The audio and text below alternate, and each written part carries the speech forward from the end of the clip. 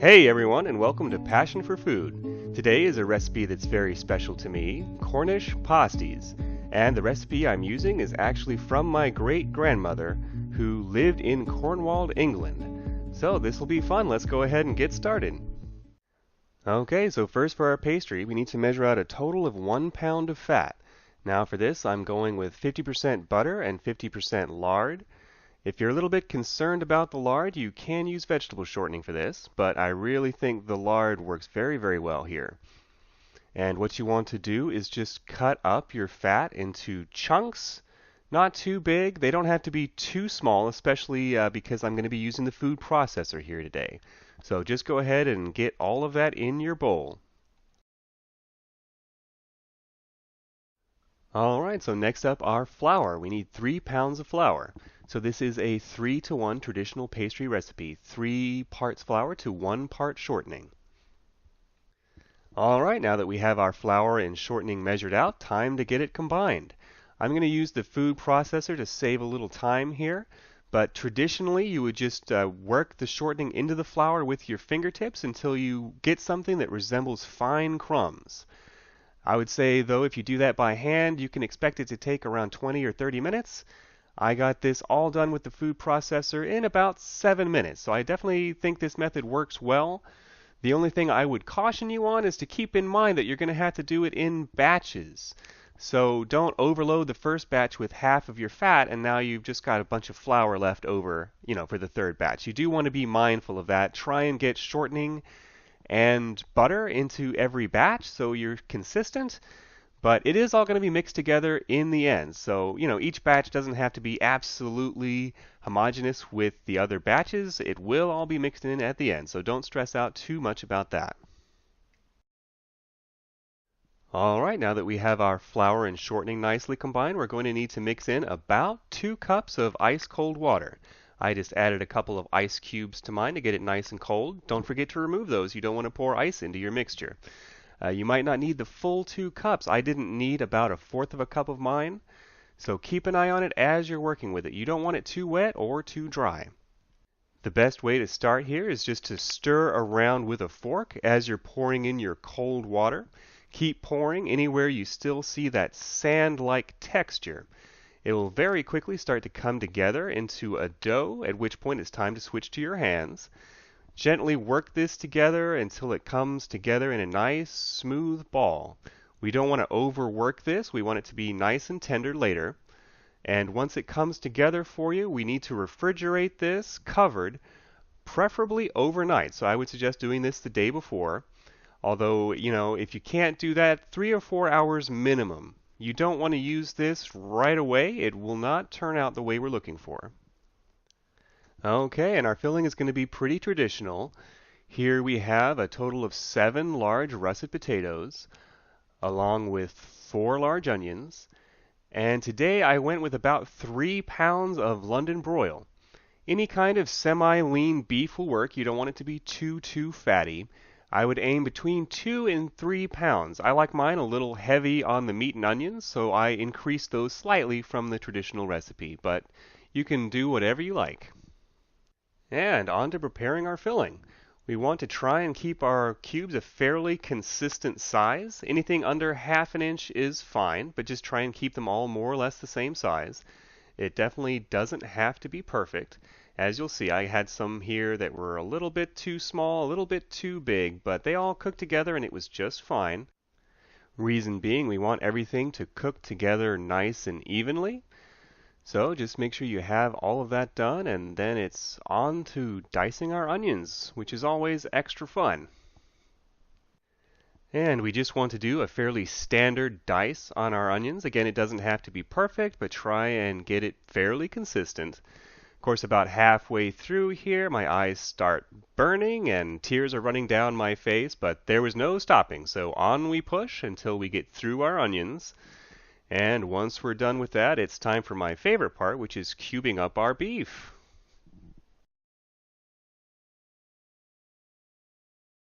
Just going to quickly sharpen my knife before we get started on the beef here. And I do like to cut against the grain, but because we're cutting so small, I don't think it really matters all that much. What I think really does make a big difference is using partially frozen beef. So if your beef is thawed, you can cut it that way, but it's going to take you longer and it's going to be much more aggravating.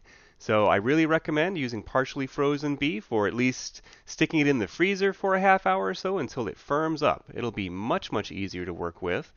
And you should leave on any fat that you see there. It's a very lean cut of beef, so any fat we have we do want to use. But if there are any gristly pieces that you don't like the look of, get rid of those. There were a few offending pieces that didn't make it into my final cut here.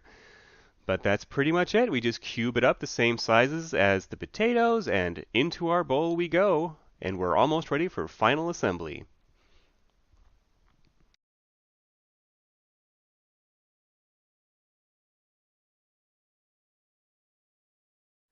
One final thing we need to do before assembly here is to season our mixture.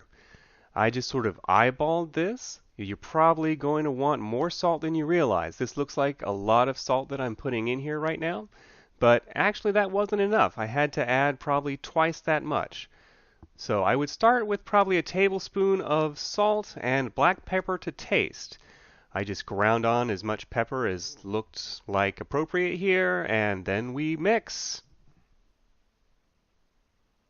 All right, well, it's time to bring it all together. So here we have our chilled pastry, our meat filling, a rolling pin, a 9-inch plate for cutting them out, along with a little bit of butter and some milk. The milk will just help us seal up the pastries as we're closing them. All right, let's go ahead and get started, and I'll show you how to put these together. All right, let's grab a ball of our dough and get rolling here. You want a well-floured surface. And the dough is going to be a little firm, but you can cut a piece or just grab a piece off with your hand. And the first thing you want to do is to flatten it out into a disc with your fingers. The more disc-like we can get it before we start rolling, the easier a time we're going to have overall getting it rolled out. Ultimately, we're looking to cut out a circle here, so that'll get us there the quickest. Now, if you're making the full recipe, this is going to make a little bit over a dozen. I wound up with 14 with this batch, and it might take you a little while to get all of this done by yourself. So if you have any family or friends that you'd like to drag into the kitchen for a little bonding time over dough rolling and pastry filling, this would be the perfect time to go find them. The rolling itself should be fairly straightforward. Just apply even pressure and make sure you're rotating the pastry by 90 degrees every now and then. You don't want it to get too lopsided. The key here is that we want to roll the pastry quite thin. You basically want it as thin as you can get it without it forming holes as you're sealing up and filling your pasties. So it's going to take a little practice to figure out how thin that is. You can see me trying to gauge the pastry there, and I was happy with it, so I went ahead and cut out our first round. And I do like to keep these pastry scraps and combine it with any of the main pastry that gets left over for later use. It does freeze really well, so that can be used to make other pasties or pies later on. So there we have our first pasty round, and we'll go ahead and fill that with our meat filling mixture. You're going to want to put quite a lot in there. It should almost look like you're not going to be able to close it. Every pasty should be its own miniature struggle. It's worth it, believe me, do it. Put as much in there as you possibly can. And on top of that, we're going to put a little chunk of butter. And no, I don't measure that, and neither should you. Just kind of eyeball it. And then to make sealing easier, we just want to dampen the lower half of our circle here. So just a little bit of milk on the fingertips, and we'll be able to seal this puppy right up. The dough should have a little bit of stretch to it, so you can see how much filling I have there. Oftentimes I need to stretch the top a little to make it actually reach down. But there we go. It looks like it's sealing up just fine. If you find your dough doesn't seem to have that little bit of stretch to it and it's just tearing, it's probably one of two things. You may have not added enough water, or you may not have rested the dough long enough. But once we have it all sealed up, we'll start to do the signature little crimp around the outside. And you basically just want to sort of grab an edge and fold it in. And once you fold it in, you'll notice it makes a new little edge. So you just keep grabbing the new edge and folding it over like this. And you wind up with that classic Cornish pasty look on the outside. And let's do one more at Superman speed here. And just a quick note, do you see how yellow that butter is? If your butter's not quite that yellow, you might want to consider switching to grass-fed butter like I did a couple years ago. It was a bit of a game changer for me. I'll definitely never look back. And we're just going to get this assembled here real quick. You'll see me give the dough on top a little bit of a stretch as I begin to seal.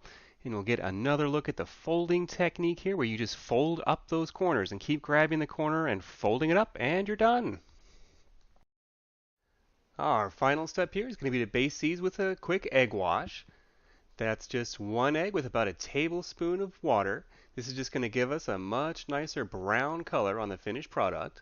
So once we have the egg wash on, we'll just poke 2 little vent holes in there and they'll be ready to bake. And we're going to be using both racks of the oven here because we do have 2 of these large pans. To bake them, we start them out at 425 for 30 minutes. And then to ensure an even bake, we will switch the trays. So the top tray becomes the bottom tray and vice versa. And bake at 350 this time for another 30 minutes. This just ensures that our pastry doesn't get scorched on the bottom and everything always works out well doing it this way. So into the oven we go. And after about an hour in the oven, here are our finished pasties. You can see here the bottom is just perfect. Nicely browned and flaky, but not burnt. If we hadn't switched those 2 trays around halfway, the tray on the bottom tends to catch a little too much heat on their bottom, so we definitely don't want that. And on we go to final plating. After resting for about 10 minutes, we go ahead and plate one up. I'll cut it in half so we can see what's going on here.